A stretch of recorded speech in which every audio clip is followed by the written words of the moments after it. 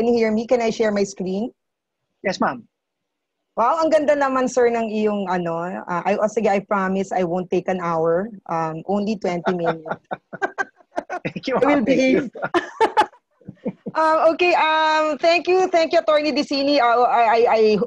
Did you tell them where we just came from?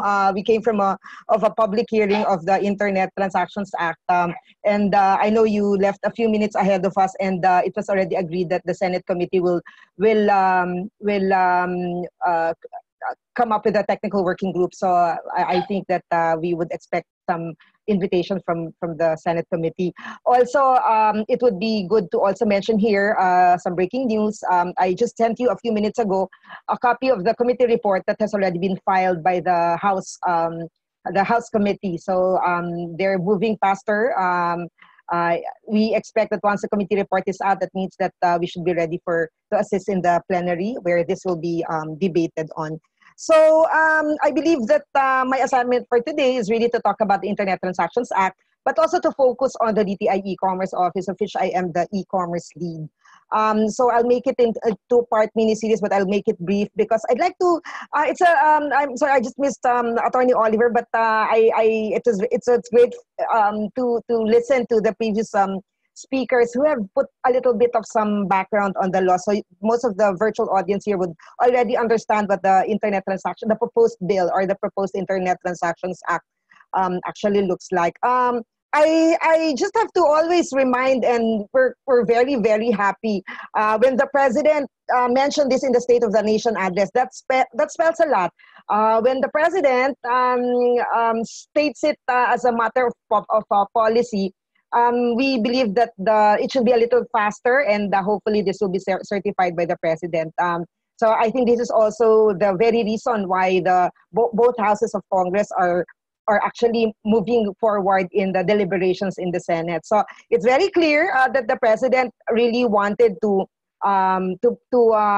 speed up the enactment of this law because of two reasons, which is to promote the growth of e-commerce, at the same time protect also the consumers, because there's a lot. Okay, my slide's not moving. Okay. So the parliamentary status, as I've mentioned, a few minutes ago, we just came out from Senate committee. Now that, so this should change. We now had the second public hearing, and now I also mentioned that the committee report has been released. Now, I'd like to thank Attorney Dicini and, of course, Attorney Oliver, who's been helping us. And actually, 2 years, a little bit of a background. 2 years, a year ago, the Secretary of Trade designated me to be the e-commerce lead. So we created this group, and this is where we consolidated or engaged the private sectors. And that was the very first, the first act that I did was really to put all of the ecosystem together. We have a Philippine e-commerce roadmap in 2016, and that should end in 2020. So the immediate item for the day was really to come up with the new e-commerce Philippines roadmap. And the very first thing, and I have to tell this to everyone, Attorney JJ, that when I was first appointed, the very first person that I spoke with was Attorney JJ and Janet Toral. So I had to look for ano bang dapat pong gawin. So everything that they discussed with me, I put it all in my head and executed. And they said, why don't you make sure that the 53 actionable items in the e-commerce roadmap we should be doing? And that's exactly what we're doing now. Na medyo na COVID lang, but we are nonetheless following up all of the action items in the roadmap. So we're moving forward. What we have been doing for the past year is to collaborate with other government agencies and as well as the private sector. We are following a very simple framework, which is an SSS framework, is equals to sales, which is structure, speed, and security, which is equivalent to sales. After all, this is why we're promoting e-commerce. At the end of the day, we want to have more sales for them. And when the secretary again met, when we did the kickoff, I call it the prime directive. He said, build trust between online sellers and online consumers. Okay? Now some context. COVID. and this is a barometer that we use in the Department of Trade. I'd like to report to everyone that business name registration business name registration is part of my portfolio as e-commerce as assistant secretary, no? And we can see prior to COVID, we have been mindful of this PSIC 47913. No? This would be businesses that have identified retail sale via the internet. So this PSIC, so from let's say 1,753 this year, before COVID, I'm sorry, that should be that should be pre-COVID, sorry. And during the COVID period, 43 times higher, no? From 1,700 in January to March, it has gone up to 78 business names registered. So imagine it really picked up that there are a lot of online sellers out there. Of course, as business, of course, this is the sign of business. We look at it as a barometer of online of more people going into online business. But as the business names increase, we also have another barometer, which is the consumer protection. The DTI, as you can see from the mandate of Trabajo, Negosyo, and Consumer, we have registered we have received more than 13,000 complaints relative to internet transactions. Now, so these are only complaints relative to online transactions. If you look at offline, I think the total here would be about 45,000. But so this is only 13,000. But considering what we had a year ago of 2,000, ang dami na, no? We can very well see that there are a lot of complaints received by the Department of Trade. So all of you out there, I'm sure at one point in time you've been victimized. All you need to do is to call the Department of Trade, consumercare@dti.gov.ph. Now let's go to the bill or the proposed Internet Transactions Act, and I'd like to take this opportunity to thank Attorney JJ and Attorney Oliver, without whom of the UP Law Center, we've been it's been a blessing with them that we've been getting help, legal expertise on the proposed internet transactions. So there are three basic principles. We are really supporting this. Why? Because it promotes Filipino platforms and businesses. It promotes the interests of consumers, and of course, it balances the private sector and then the government. Why? Let's first go to the promoting and supporting the Filipino platform. The proposed bill embodies the principle that offshore non-resident platforms shall be treated under the law equally as domestic platforms. No? And this equal treatment gives domestic platforms the opportunities to grow and be competitive. No? So that's one of the things that really we are promoting, and that's why we are supportive of this particular bill. Now, there is a version in the Senate that is now, but we don't see in the House. No, it's a version on the tax incentives for newly registered online enterprises. Of course, yan ang ano namin sa Department of Trade. But I would, having come from another engagement here with the DOF, of course, that's something that we need to tackle with the DOF. But the DTI supports the creation of businesses. So we are saying we support that version in the Senate bill, which encourages domestic entrepreneurs. Now, so when they register for their online businesses, they should not be afraid of the taxes, no, whether national or local taxes. So exempted muna sila. So that's a provision that the bill promotes online merchants as it promotes online consumers. So this is one provision that we hope to be carried out by the Senate. Now, the third, it promotes Filipino platforms and businesses because it gives us a regulatory framework. And I have to tell you this because very, very recently we had a study. It's a key informant interview in support of our e-commerce roadmap, correct? And what we've done is to interview platforms. And I'm very pleased that it's a key informant interview by about 15 major platforms.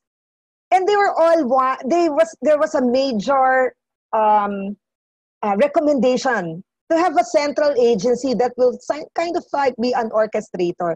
So this is really something, the unified framework that we're saying that there should be really it should be clear, no, among government agencies na meron tayong tatakbuhan, a focal. But we're saying that there are certain laws already that are there, and we don't intend to put as to put those laws aside. And there's this famous term that I'm not a lawyer. I know I am in a virtual audience, maybe full of lawyers, but I saw there a term that the e-commerce bureau or DTI will be ancillary. No, not to the. So we are mindful that all the existing laws that are there should remain. Okay. Now, for the interest of the consumer, now it provides effective remedies. DTI is empowered with regulatory powers with the authority to take down websites. I attended a recent seminar by the UK intellectual property, and it does say that there is really a need for for a very clear policy for the takedown. This particular law, this bill, when enacted into law, will definitely make that very clear. We would like to we'd also like to say that, of course, while these are the regulations part, the DTI is also one of the measures or the tools that will protect the interest of the consumer is through a trust mark. So we are of the belief that, you know, you have a website and you see a trust mark there, an e-commerce Philippine trust. So then you can see that it's a trusted website, and that's something that this bill also provides for. Now, for balancing interests of entrepreneurs, consumers, and government, so of course the creation of the bureau is something that is quite evident in the bill, and then it also makes it clear about the regulatory and the regulators and the framework. No? So we believe that when this bill was crafted and in the conversations in the technical working groups, that we have experiences that has been the result of all of the principles behind it. No? So we would like to see us as maybe a model. No? We will be trailblazing, because what this bill is for Filipinos, for the Philippines. No? So that is something that we'd like to believe. So I won't go in the provisions, but why do we support? There are actually 10 reasons. Number one would be the Bureau. I will tell you more about that. It encourages business registration, especially making available online registration. So a lot of people are saying, this is an online business, but I have to go to the municipio. So we want to fix that. Again, we'd like to see maybe some provisions for incentives. It provides clear obligations for e-commerce platforms. It is written in the proposed bill what the platforms should require. There is an alignment with ASEAN on the code of conduct of how a merchant should abide with the guidelines and the principles for e-commerce to protect consumers. Number 6, there is an online dispute resolution platform that will be the single point of entry for consumers. So we are also, DTI is very much supportive, and in fact plans to put this into action quite soon. We would like to see an industry-led trust mark. The law in the Senate bill, it says it's government, but we made our position quite clear in the lower house that we would prefer that this be an industry-led trust mark. The private sector is much more agile than government, and of course they know the industry more than we do, and that's something that hopefully can also be adopted in the Senate version. Again, we fully support the law because it will provide DTI with some power. So it would be easy to it will make life easier for our consumer protection arm to run after the violators. It clarifies the jurisdiction. Again, this is something that was taken up before myself in the previous speakers, that there are already laws that are that shall remain, and they shall continue to exercise those power. We support the passage of the Internet Transactions Act, particularly on its coverage.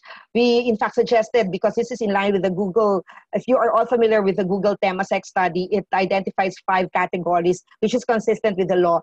Although it says here internet retail, in the Google study, it says actually e-commerce, referring to goods and services.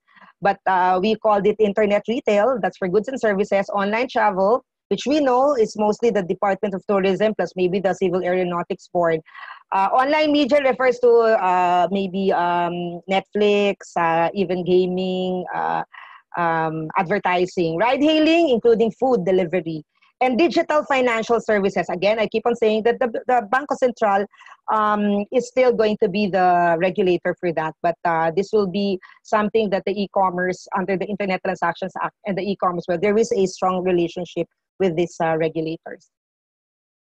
So let me just very quickly our most important provision that we think on why we encourage all of you here in the audience today to support the Internet Transactions Bill. There is this creation of an e-commerce bureau. We always say here, it says to attain the objectives of the Act. Please do remember that one of the major provisions here really is to promote the roadmap. No, there is a roadmap that I started earlier on. There are strategies in the roadmap that has to be pursued and implemented and coordinated. And we need an e-commerce bureau to make sure that that really is going on and that people are working the way they should. We would like to build trust between consumers and sellers. So if there's any gap in the regulation, that's where the e-commerce bureau will come in. Of course, we propose and we support the fact that this bureau shall be under the Department of Trade and Industry. You can see that here, this is a proposal that we lifted from like a position, because in the bill we suggest that maybe there be some subpoena powers to empower the bureau director to issue summons. There be provisions on rulemaking so that there will be authority to promulgate rules of the bureau, and more importantly, and the most important part, is really to the creation of a registry for online business. Just this afternoon in the Senate hearing, that was really the key. DTI there's been difficulty in DTI if you have a problem, you're victimized by some online seller in like social marketplace. It's very difficult to run after them if you don't know who they are because they're not registered here. So what we'd like to see is for the e-commerce bureau to develop and maintain that registry of database, that registry of online businesses. We have a slight difference in opinion as to what the animal will look like. We don't want this to be a big bureaucracy like a Bureau of Customs or a Bureau of Internal Revenue where it's headed by a commissioner. We just want to follow the organization in the Department of Trade where it's headed by a director and maybe some assistant directors, which I think is really the value. It's really in the implementation and how the people in the DTI and the office will pursue the mandate. Okay, the creation in the e-commerce bureau, there is a special section for that, which is the creation of the e-commerce bureau. If we are now preparing ourselves in the eventuality, we'd like it to be a much better bureau than where we are. We are a rickety bureau now. We are an e-commerce office. We thank the Department of Budget and Management for approving our request. So we are an office composed of 11 people. So if you see the bill and the expectations from the bill, I don't think the 11 people will suffice. So the bill allows for an organization which I presented earlier on. If you, just a little bit of a background, Attorney JJ mentioned his involvement in the e-commerce act. There is a section in the e-commerce act which has the authority of the DTI and participating entities. While there is a provision, we realize now after 20 years of the act that there is really a need to be some clarity as to who is going to be responsible in promoting e-commerce. There is a mandate to supervise the promotion, promote rules and regulation, issue quality standards. So if you look at each of these, there are different offices in the DTI who will do each one of those. And it's quite difficult. So with an e-commerce office like the one that I am leading right now, it's sort of an orchestra that directs and coordinates even within the Department of Trade. By the way, I mentioned earlier in the beginning of the slide that we are monitoring the Philippine e-commerce roadmap. There are 53 actionable items, and number 52 is the establishment and office dedicated to e-commerce. This is done. So this is why we are here, and this is one of the things that we pursued immediately. As I mentioned to Attorney JJ, we worked on the roadmap, and this is what we got. You can see very, very recently where I was appointed responsible for the e-commerce office in 2019, and then later on as Assistant Secretary for Digital Philippines. This is who we are now. I won't get into that, but it's a rickety and small team of 11 people. Very quickly, what do? We are focused on three major items. These 11 people that we coordinate. We always say we are e-commerce, right? While we are 11 people, when we do e-commerce, I'm actually talking of the Department of Trade and Industry, because it is incumbent upon the e-commerce office to really work closely together with the other members of the team. So we are promoting e-commerce policies and regulations. We want part of a great mandate is really the digitalization of micro, small, medium enterprises. So we have here the SMEs. And then on advocacy and promotion, that's part of what we need to do. We have to promote e-commerce. And this thing that when we speak out, that's part of our advocacy and promotion campaign. So on policy and regulation, I mentioned that we are into the roadmap exercise. We are continuously working on the 53 actionable items in the PECR of 2016 to 2020, but we are now working on the 2020 to 2022 roadmap. At the same time, as part of a bigger aspect, and the more important one, is really the Internet Transactions Act, which we hope to be enacted into law during the President's time. The next aspect of what we do is capacity building, or the digitization of SMEs. We are in all of these. We are very grateful for Google. We are coordinating. We have a program with Google, with Facebook, and many of the platforms in helping our SMEs on board. We are working with the Bangko Central to digitize merchant payments, because what we want to see is cashless transactions for merchants. We are also now, with the value of contactless, even we are spearheading our Negosyo Center online. We have a brick and mortar of over 1,100 Negosyo Center, but the importance of going online is something that we are prioritizing. You must have seen our Reboot program and our control-based Reboot seminar. So if you or any member of your family would like to go into online selling, please do visit our site, because you have a lot of resources there to improve your business. Reboot program is a program that we initiated immediately after when we were all under quarantine. The Secretary of Trade, Secretary Ramon Lopez, said to us, we should do something. While everyone is in quarantine, we need to help our SMEs who are in brick and mortar to transform into an online business. And this, we did everything. We called up the telco so that they can provide free internet service for those who would subscribe, and you are a small business. Many would like to have a website, and we realized that Google can do that for you. Union Bank can do that for you. And we realized that putting the information across is something that is valuable. We also have a financing program with our SB Corporation. A lot of people are interested about how to go onboarding to Lazada, Zalora, Shopee, Shopinas, and we practically ask them to ask our enablers to explain, so that wala na po yung mga fake news, no less. We wanted to demystify, mahal dyan. We wanted to demystify all of that, and we're very glad that we've had good reviews relative to all of this webinars. Of course, the online payment, we are again working with the likes of PayMaya, GCash to promote online payment.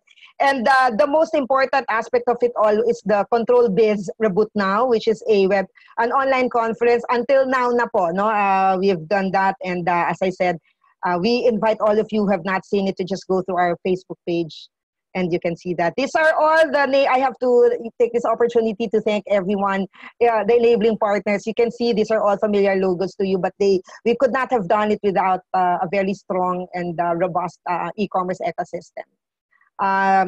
We're very happy, now we're having these webinars. In the past, we had the humble humble target. I said, happy na ako sa 300.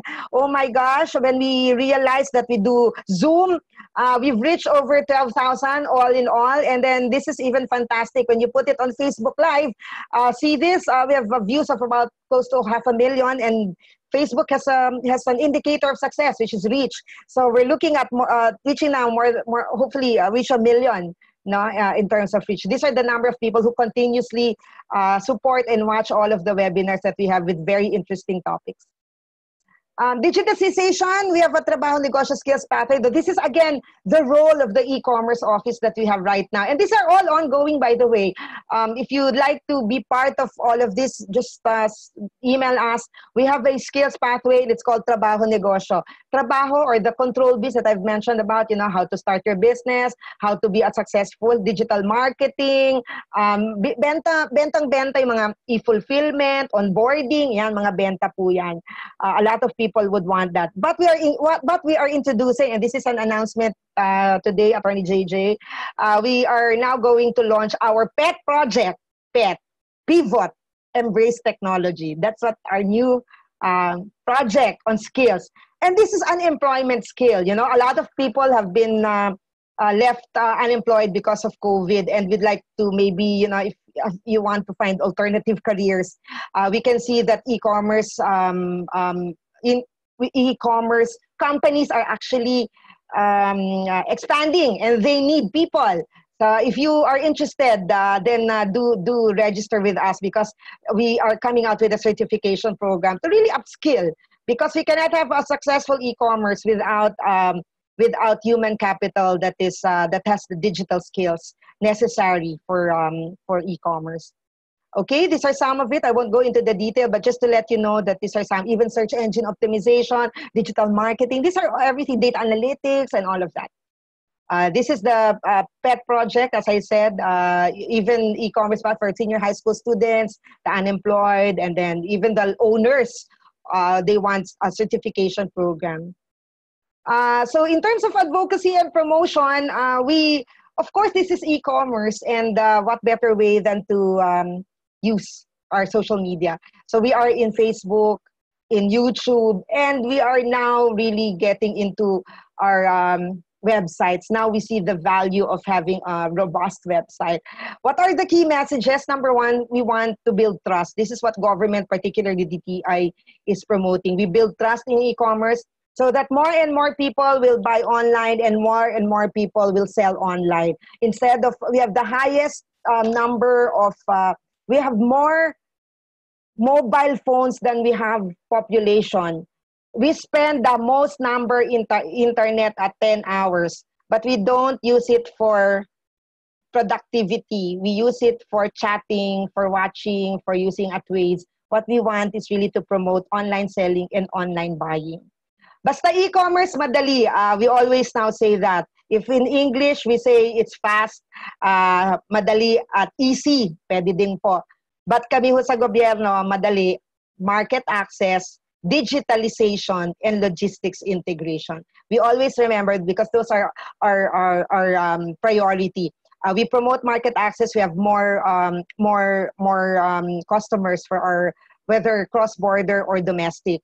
Digitalization of SMEs, I've spent explaining that. And logistics integration, we are also responsible for logistics. We want to reduce logistics costs, much as we want to also to make it more efficient. The framework of the e-commerce Philippines 2022 is security, stability, and structure, because this will result into sales. We are promoting e-commerce. We are telling our people we should adapt, or otherwise we perish. And we're saying that e-commerce is really not just selling, but we always say, we always use the analogy of an ant, nakatungtong yung ant sa jet. Mabilis siya. Diba? Parang ganun yung sinasabi natin. You all need is network. Why don't you focus more on your product, your marketing of your product? Then you let the others help you. Maybe on board, diba? If you onboard a platform, you don't need too much help, because they can do the marketing for you. So it is about building and using networks through technology and internet. So you'll be surprised that as how many entrepreneurs would still not see the value of that, but that's what we are looking at. And of course, the number 5 in the key message is we are here. The Department of Trade and Industry to the e-commerce office is here. We are at your service. So all you need to do is to contact us through any of our social media sites, e-commerce at dti.gov.ph if you want the website. Also the e-commerce at dti.gov.ph for the email. And also please go and visit us at YouTube. And if you want my email ad, maryjeanpacheco at dti.gov.ph. Thank you, Attorney JJ, and I hope I did not exceed my 20 minutes.